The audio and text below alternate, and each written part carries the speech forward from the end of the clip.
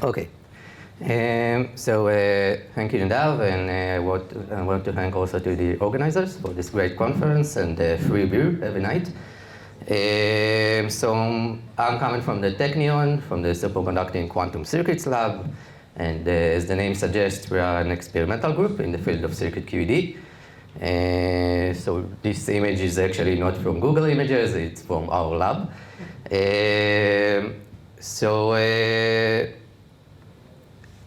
I'm an experimentalist, however, I'm going to show you today some numerics. But I will show you also the experimental setup. We just didn't run the experiment yet. So the things are not going to be abstract. I will connect it to the experiment along the way. So since the talk is 25 minutes, I decided to change a little bit the order of the slides and start with a summarize by summarizing this talk.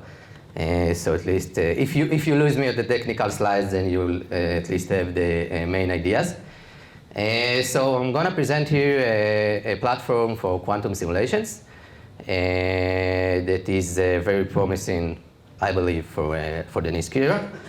In the NISQ era, as we all know, the main challenge is to solve problems with limited physical hardware. And we utilize two approaches to overcome this.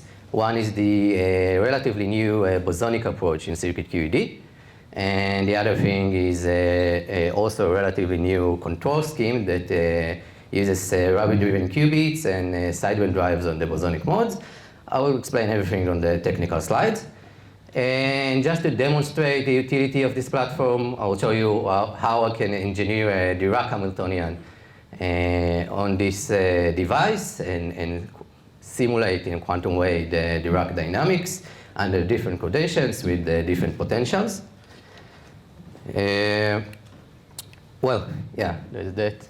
So I didn't see anyone put this slide yet, and we are in a quantum computing conference, so we must show this slide at least once. And now we gave the attention Feynman needed, and we can move on. And in quantum simulations, we usually speak about two kinds. There are analog simulators and digital simulators. Analog simulators are mainly devices that are designed specifically to mimic the behavior, the dynamics of the model we want to simulate. And we usually have some control parameters like knobs that we can tune on and off to control the model. And we have the digital approach. The digital approach is when we take the time dynamics and we break them into a set of gates or pulses, and we simulate these dynamics by a specific set, a specific sequence of these gates. So just to be clear, what I'm going to show here is an analog simulator, not a digital simulator.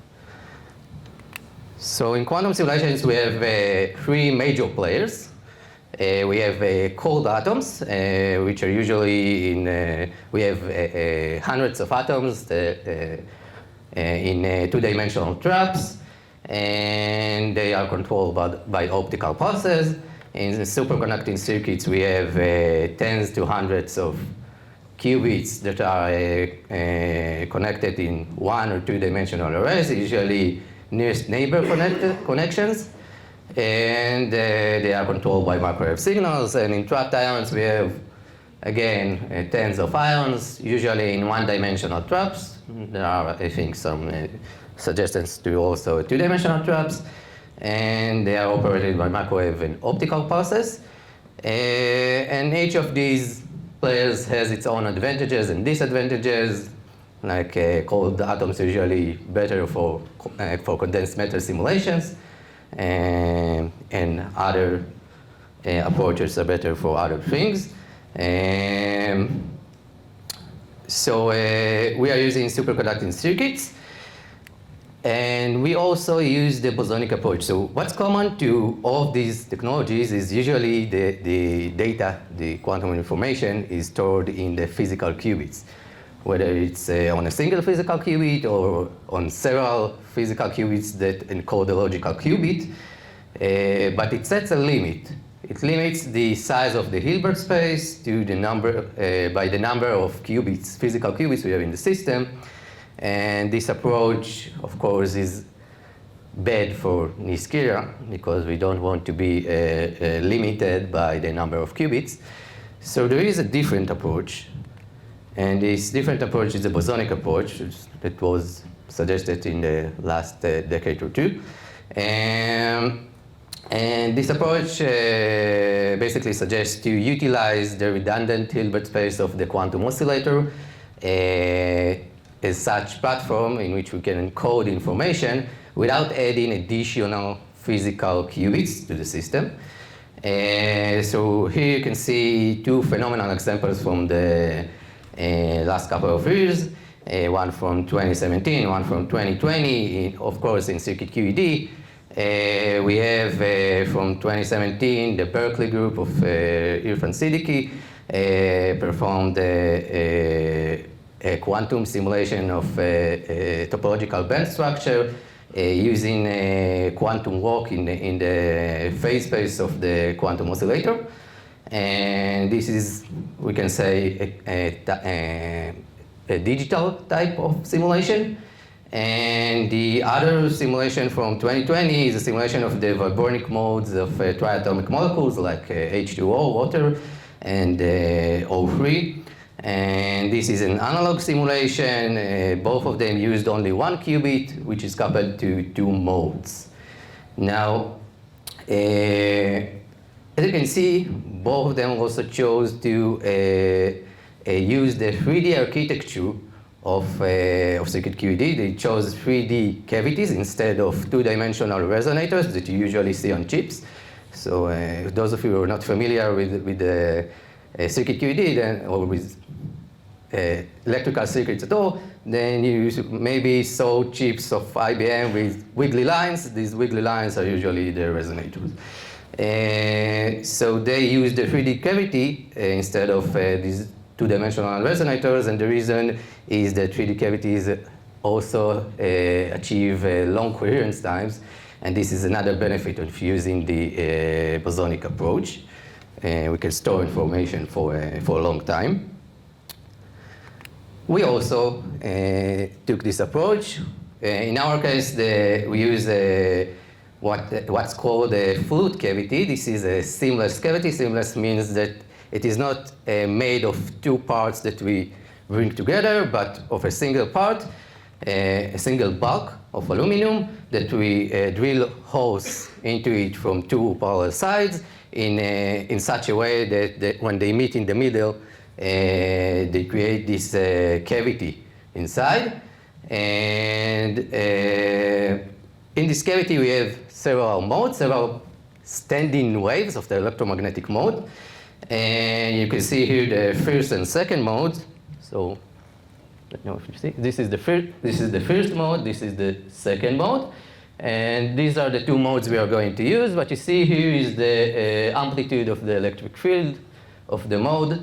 And these are the frequencies and the characteristics of this mode. So the first mode is about 5.3, let's say 5.5 gigahertz, and the other one is 6.9, let's call it 7 gigahertz. And whether you are a circuit QED people or optics people, I've put both kappa internal and Q. So you can see here that kappa internal, the internal losses are less than kilohertz, which means that Q factor is more than, is about 10 to the 8. Which means that we have about a millisecond lifetime of the photons in this cavity. Now, into this cavity, we insert a single qubit. So this is the design. Okay, we have this. This is the real cavity, by the way. This is the cavity we will use in the future experiment. And this is a real qubit design. This is the real chip. We are inserting it through one of these insertion holes. On chip we have a single qubit and also a readout resonator. So this is a two-dimensional resonator. And this two-dimensional resonator will be used only for readout. Now, the frequency of the qubit is far detuned from the frequency of the cavity modes and from the frequency of the readout resonator. So we are operating in what we call in circuit QED the dispersive regime. So we have a dispersive interaction between the bosonic modes and the qubit. So it is defined by this Hamiltonian. The purple term here is the qubit term. The blue or cyan term is the readout cavity mode. And you see that there is a coupling between them. And basically what we see here is that the frequency of the cavity is, of the readout resonator in that case, is affected by the state of the qubit. So this gives you an intuition of how can we use this cavity to read the state of the qubit. And also the bosonic modes of the cavity modes are coupled in the same way to the qubit. So we have a dispersive coupling between the qubit and all the modes in the system. Now, from this point on, I will omit the term of the dispersive coupling to the readout cavity because this is not part of the mapping. We use it only at the end of the simulation just for readout.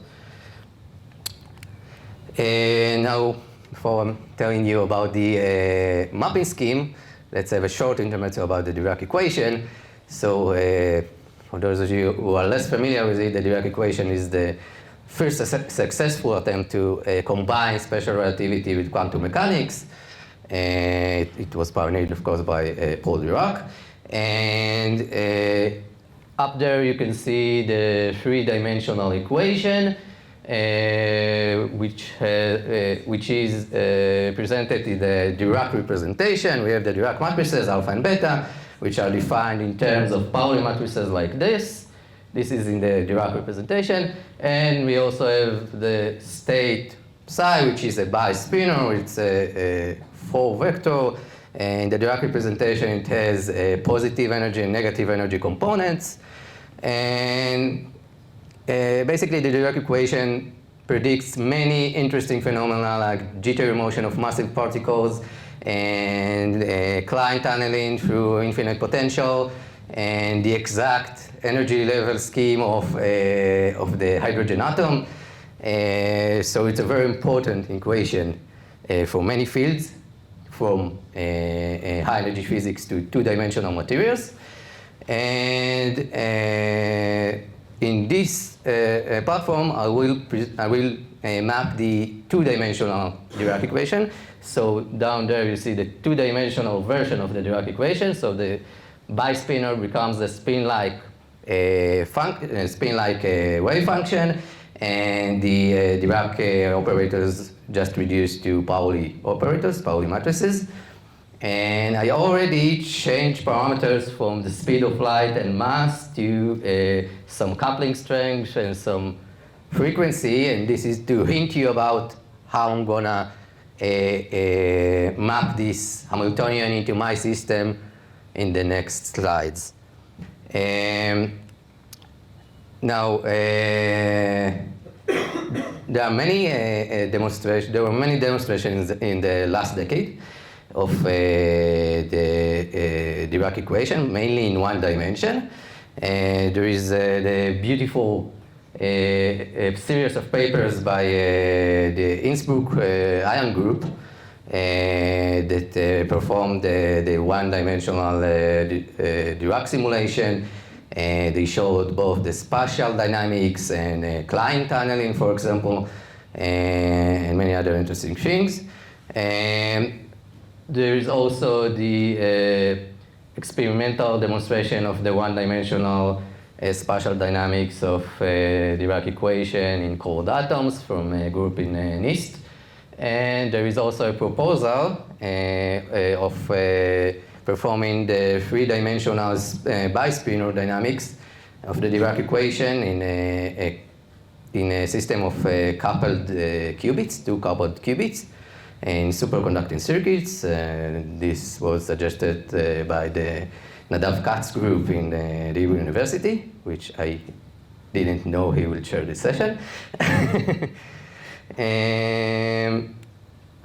So these are previous demonstrations, and just to put you in context the things I'm going to show here, then I'm going to show you a proposal of how to simulate the two-dimensional dynamics in a superconducting circuits platform using a single qubit and with arbitrary potentials. So this is that to put in context this idea. So how does the mapping works?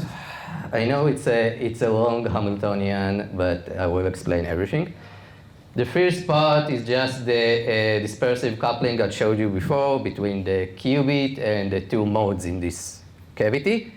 Okay, so this is the natural Hamiltonian of the system without applying any drives on it.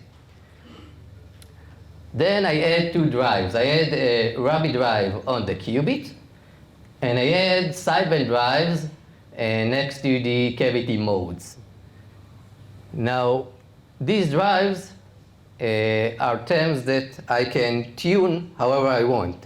These are the control parameters. These are the knobs of my system, of my simulator. I can tune the amplitude, the frequency, and the phase at each of these drives, and you will see in a moment that this helps me to design many different kinds of Dirac Hamiltonians. So let's start.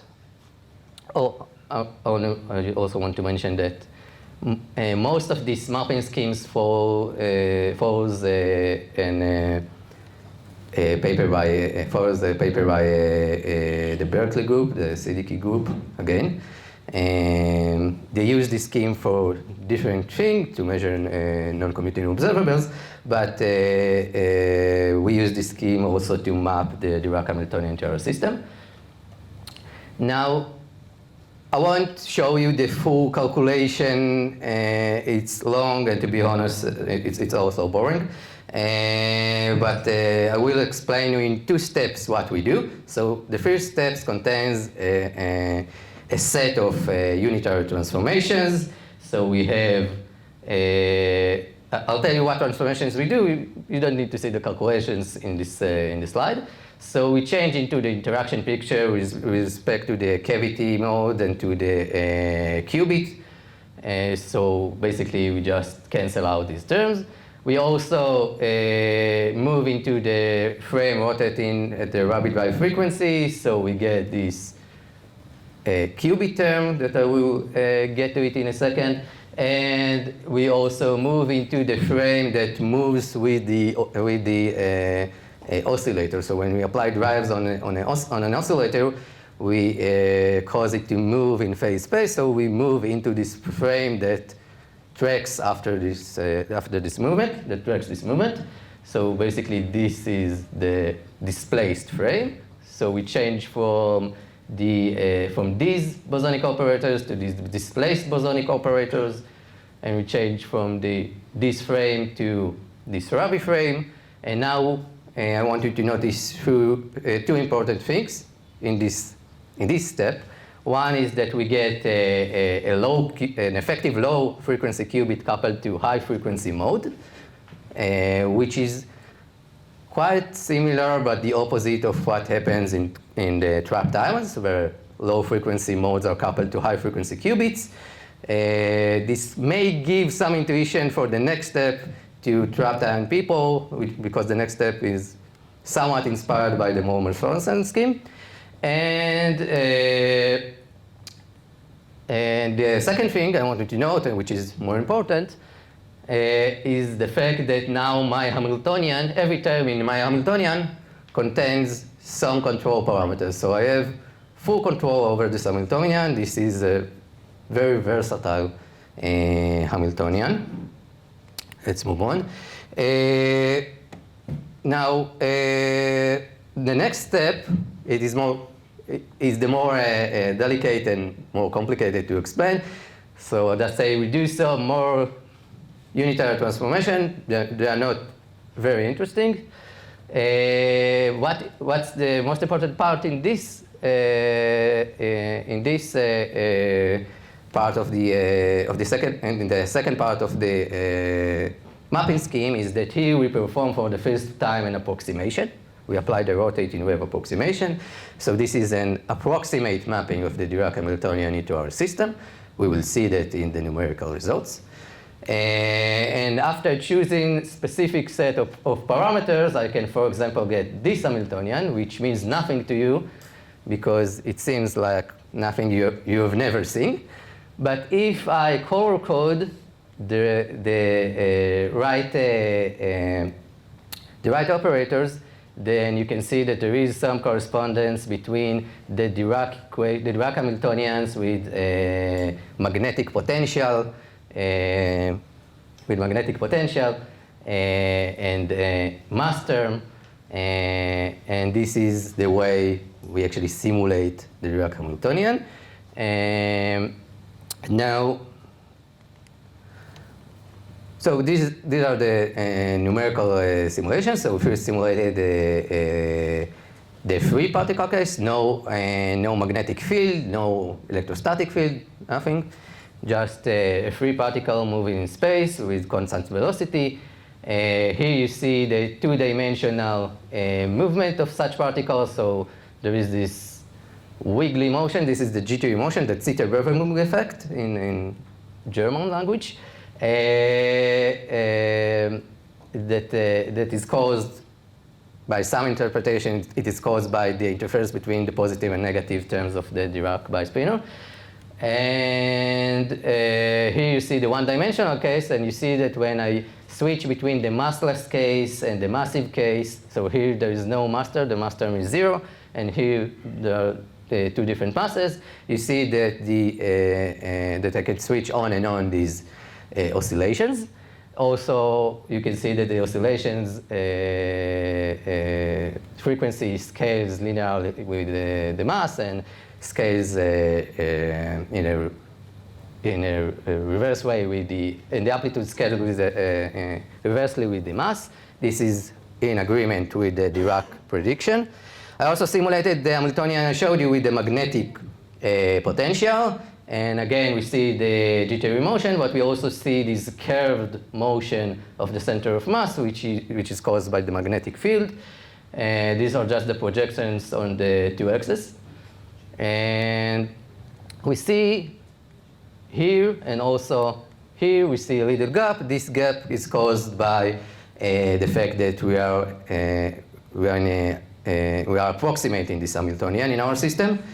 So just to show you that this is really the case, I also added the first order correction to the rotating wave approximation, and you see that the Dirac equation plus this first order correction gives us the system evolution in time, or something that is closer to the system evolution in time. I'll not dive into this term, but there are interesting things to say about it. Now, I've already started with by summarizing this talk, so I want to say something else. I think I showed you here a different perspective on NISQ era. I'll call it the experimentalist perspective. You saw many general purpose algorithms for error mitigation and other things, and I think that if we are willing to give up for the generality of the system, then we can take into account the specific requirements of the model we want to simulate or to calculate, and the specific limitations of the hardware we use, and design a specific device for this cause. And maybe I'll call it the very near-term intermediate scale quantum era. So this is the very NISQ thing. 1 qubit, 2 modes. Can scale up a little bit, but we don't need much more than this. I'll end by thanking to my group, especially to Sergey, Elia, Guy, Shai, and Asaf, who helped me with these numerics and the fabrications.